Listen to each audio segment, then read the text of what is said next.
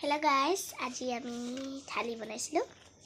এয়া চানা দাইল, তাৰপিছত নুনি আৰু গুটি আলু, তাৰপিছত মাংস আৰু নৰসিংহ পাত আৰু বিটৰ ৰুটি আৰু এয়া সালাড।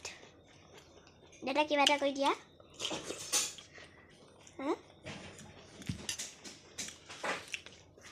এই ৰুটি খাইছোঁ,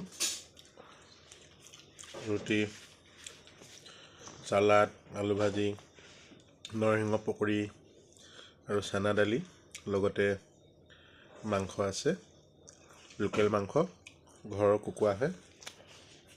তো আজি সাঁজটো আমি এনেকেই খাইছোঁ। আলু বাকী তুমি কৈ দিয়া।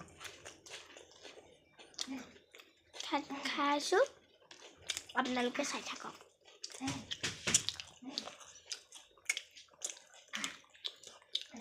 গধূলি ভাত খাব লাগে, পাতলীয়া খানা খাব লাগে।